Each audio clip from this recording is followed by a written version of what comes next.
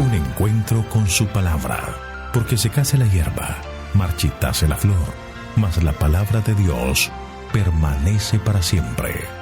Con ustedes, el doctor José Ricardo Arias Quintero.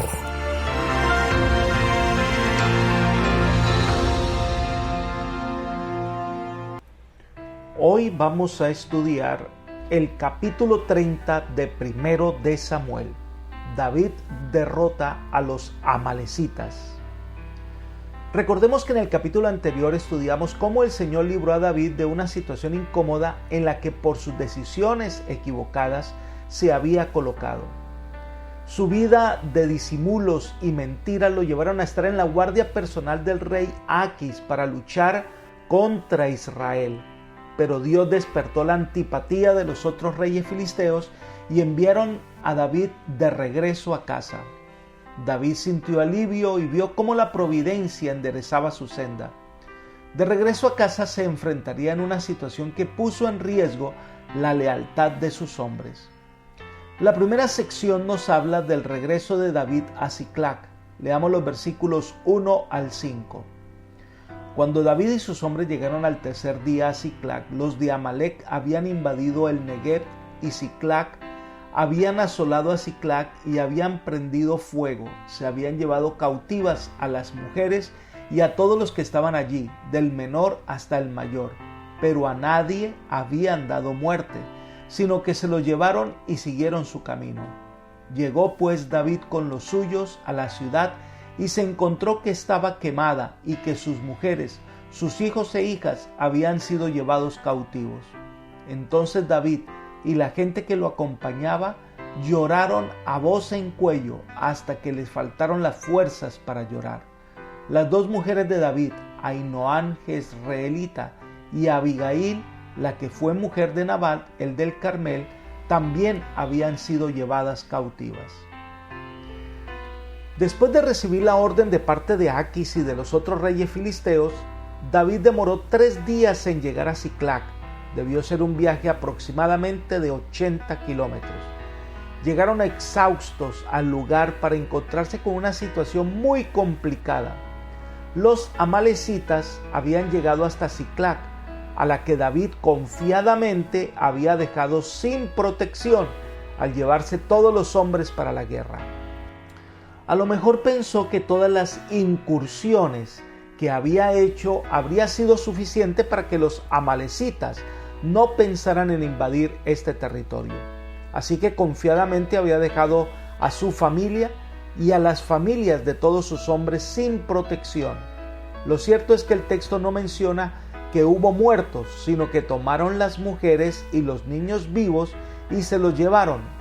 La razón: las mujeres y los niños representaban una buena ganancia como esclavos y concubinas.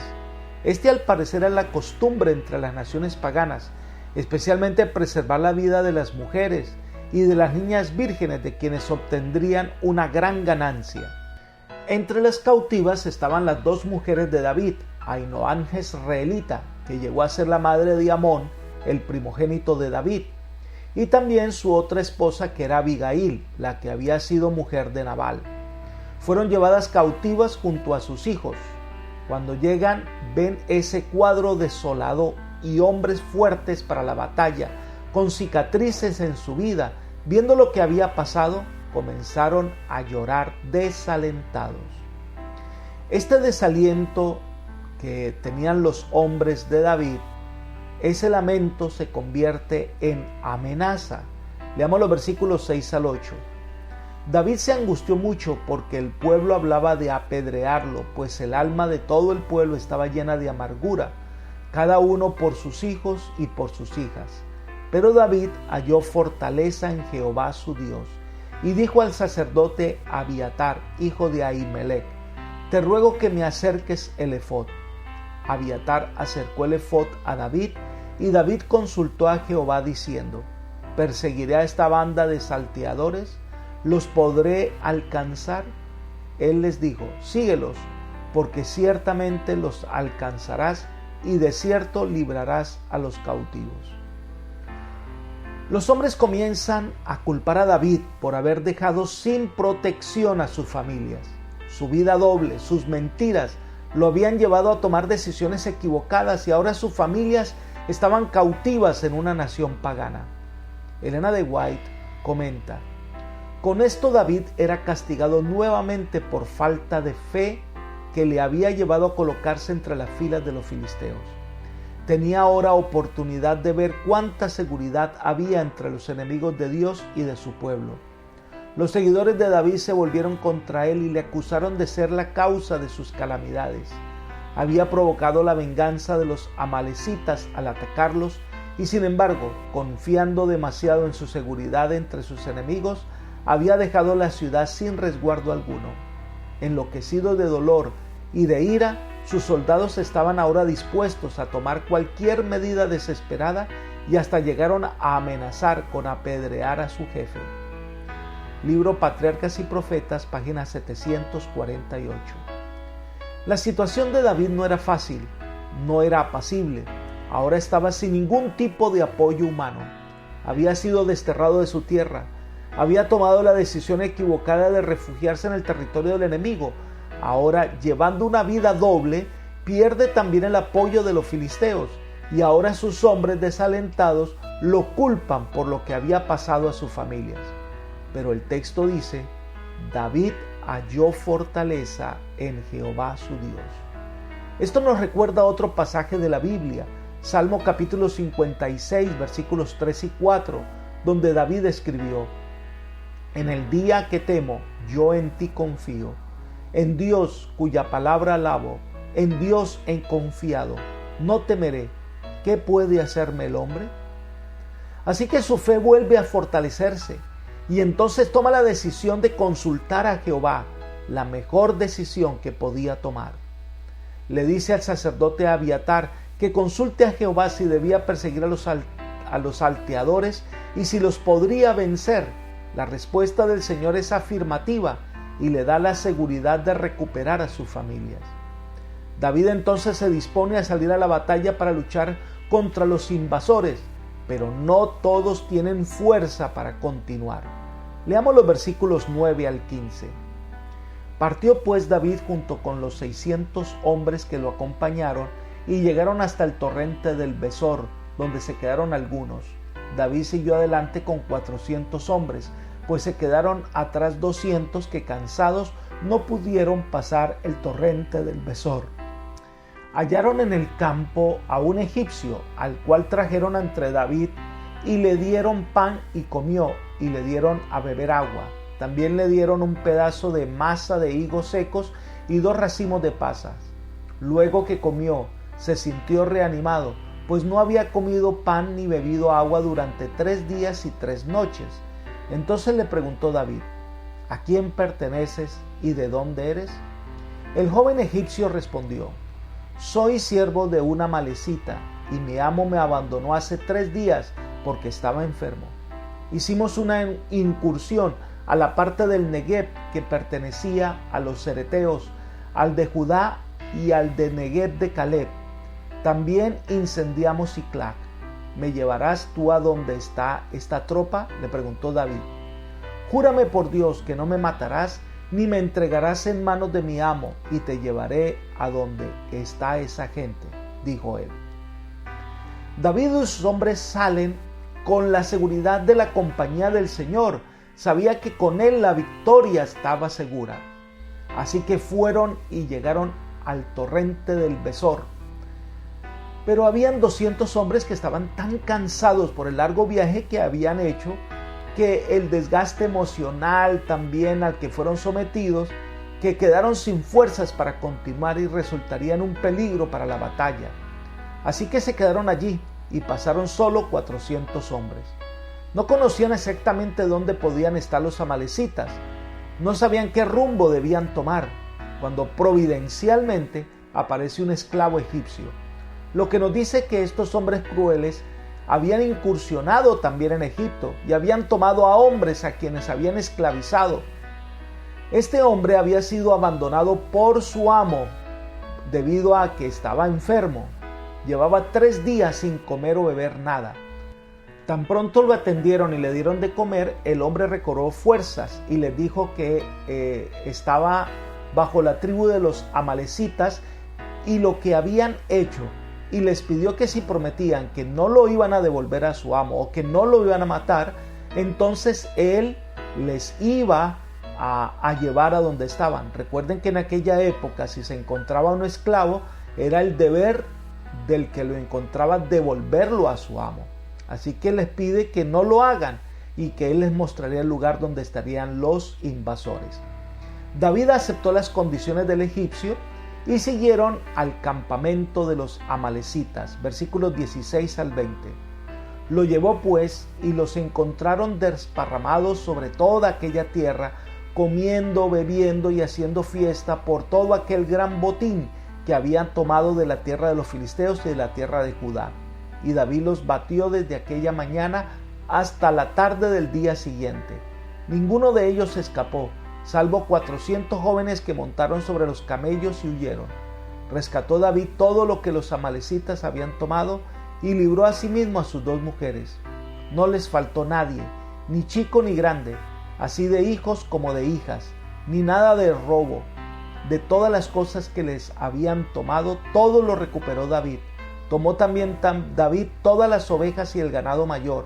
Los que iban delante conduciendo aquel tropel decían: este es el botín de David.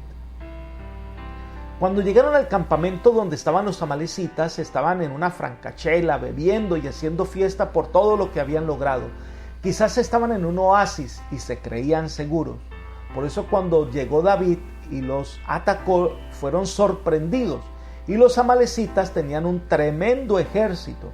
Recuerden que 400 jóvenes huyeron en camellos. Eso nos muestra la dimensión de ese ejército, tanto que David los combatió toda la noche y hasta el día siguiente.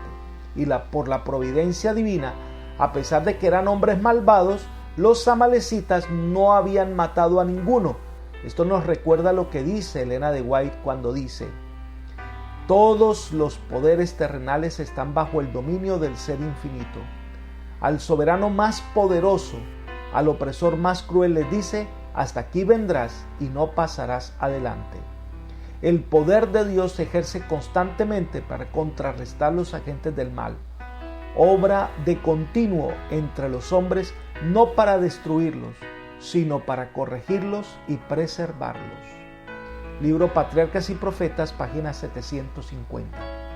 Así que no había perecido ninguno de ellos, fueron recuperados todos, niños y mujeres, y por supuesto tomaron un gran botín de regreso. Lo llegaron a llamar el botín de David. Al regresar a donde estaban los 200 hombres, hubo una intención de división, nuevamente entre los que fueron a la batalla y los que se quedaron. Leamos los versículos 21 al 25. Llegó David a donde estaban los 200 hombres que, muy cansados para seguirlo, se habían quedado en el torrente del Besor, y ellos salieron a recibir a David y el pueblo que con él estaba. Cuando David llegó, saludó a la gente en paz, pero todos los malos y perversos que había entre ellos que iban con David se pusieron a decir: puesto que no han ido con nosotros, no les daremos del botín que hemos recuperado, que cada uno tome a su mujer y a sus hijos y se vaya. Pero David dijo: no hagáis eso, hermanos míos. Con lo que nos ha dado Jehová, nos ha guardado y ha entregado en nuestras manos a los salteadores que nos atacaron. ¿Quién nos dará razón en este caso? Porque conforme a la parte del que desciende la batalla, así ha de ser la parte del que se queda en el bagaje. Les tocará por igual. Desde aquel día en adelante fue esto ley y norma en Israel hasta hoy. La victoria había traído paz y alegría al saber que todos estaban bien, y esto fortaleció el ejército de David. Pero al llegar donde estaban aquellos 200 hombres a orillas del río, hombres perversos, dice el término, es una expresión similar con la que se describe a los hijos de Elí o se describe también a Nabal. Recordemos que en la cueva de Adulam se le unió un grupo de personas que estaban afligidas, descontentas y endeudadas. Quizás eran los menos propensos a mostrar bondad y gracia a los demás. Ellos inmediatamente dijeron que como no habían ido a la batalla, no tenían derecho sobre el botín. pero esto era muy contrario a lo que Dios había enseñado.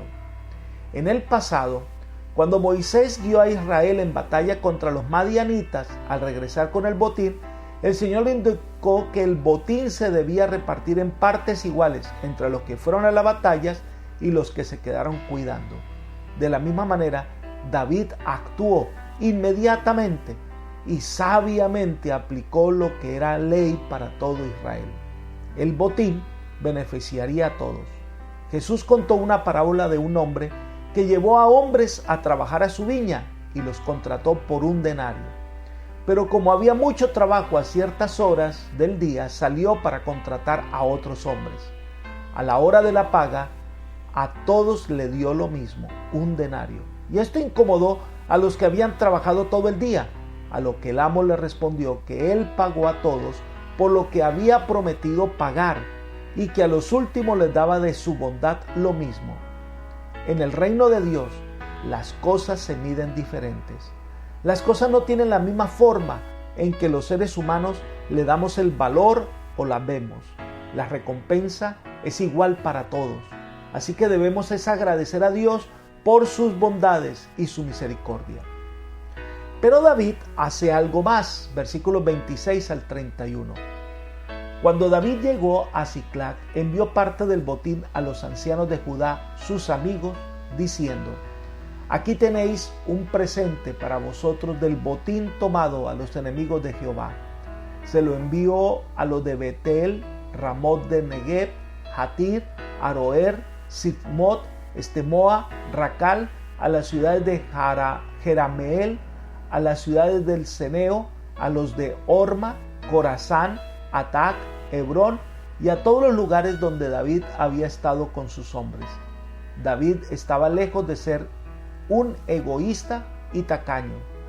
Durante los años de sus peregrinaciones, no solo se le unieron muchos de Judá, sino que muchos otros le dieron provisiones. Hasta ese momento no habían podido corresponder a su bondad. Entonces, cuando tuvo este gran botín y tuvo la oportunidad de brindarles a ellos un gesto de amabilidad, pues es un gesto naturalmente que ayudó a allanar el camino para que la amistad permanente de sus compatriotas sería una realidad cuando volviera a Hebrón después de la muerte de Saúl. David estaba agradecido porque dependió de la generosidad de ellos para sobrevivir con sus hombres en tiempos de incertidumbre y aislamiento. Tenía una deuda de gratitud con ellos que ahora simplemente al tener la posibilidad de devolverles algo, lo hace con alegría. Apreciados amigos y hermanos, todas las decisiones que tomamos conllevan resultados. Estos pueden traer consecuencias negativas a nuestra vida y pueden abrumarnos de tal manera que podemos llegar a perder la paz. Pero sigamos el ejemplo de David, que dijo que en el día que temo, confió en Jehová. De la misma manera, es hora de levantar la mirada y contemplar al Señor que está a tu lado. Permite que el Señor tome el control de tu vida, que Él pueda reparar y sanar. Deja que el Señor haga su obra en ti.